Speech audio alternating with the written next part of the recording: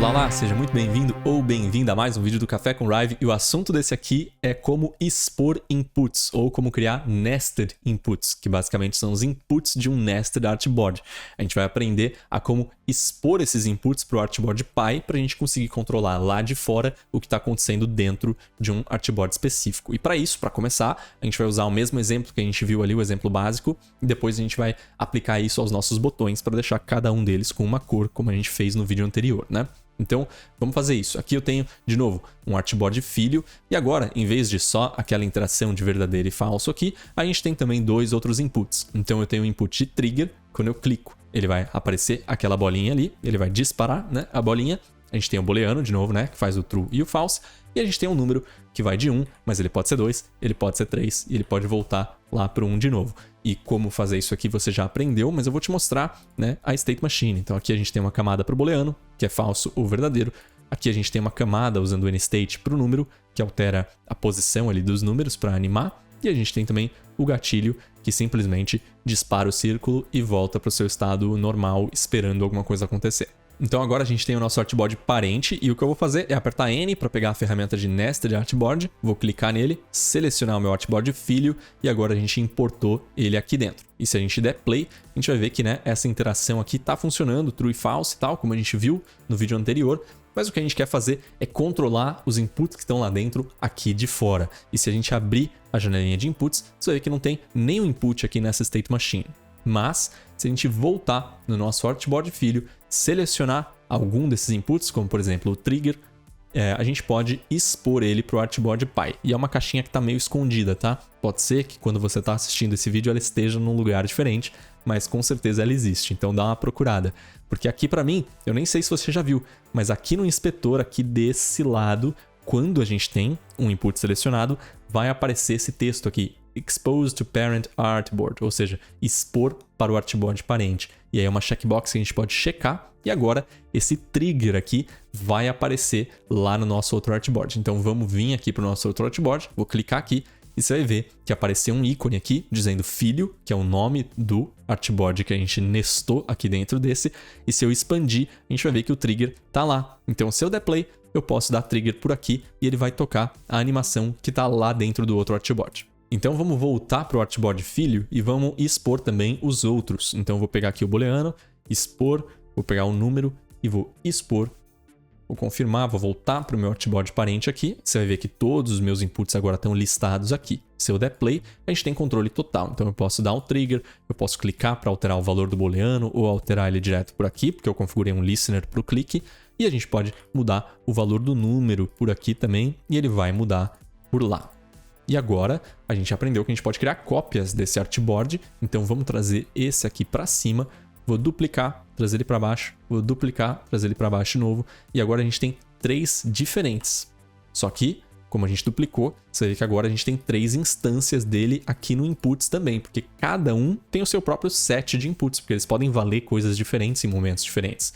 Então a gente tem o filho sem número, vamos colocar filho 1, a gente tem o filho 2 e o filho 3. Vamos deixar eles na ordem certa aqui na hierarquia também. E você vai ver que a gente tem filho 1, filho 2, filho 3 aqui no nosso painel de inputs também. Então é muito importante, primeiro, você nomear os seus inputs de uma forma que faz sentido, né? Os nossos estão com o nome padrão porque a gente está usando meio que inputs padrão aqui, né? Mas os artboards também precisam ter um nome, né? Porque se todos tiverem o mesmo nome, você não vai saber qual input é de qual aqui na janelinha de inputs. Então, feito isso aqui, a gente sabe o que é cada um, e se eu tocar, a gente vai ver que eu posso dar um trigger no primeiro, ou eu posso dar um trigger no terceiro, posso mudar o número de um, ou mudar o número de outro, posso ativar o booleano de um, ou o de outro. Então a gente tem, né, cada instância aqui desse nosso artboard tem o seu próprio conjunto de inputs que a gente pode manipular aqui pelo artboard principal. E isso aqui é uma das coisas mais poderosas da State Machine, e pode ser que isso mude de novo quando vier o vínculo de dados, data binding, a gente vai ter uma forma mais avançada de fazer isso aqui, mas isso aqui vai sempre existir, eu imagino, e é a forma fundamental da gente aprender a como essas coisinhas funcionam antes da gente dar um passo para vínculo de dados. Agora, se a gente voltar para o exemplo do menuzinho que a gente construiu no exercício anterior, a gente fez as variações do botão, né? Então, se eu vier aqui no nosso botãozinho, vou dar play, a gente tem ele funcionando e a gente tem um input de cor que pode ser 1 para vermelho, 2 para verde ou 3 para azul.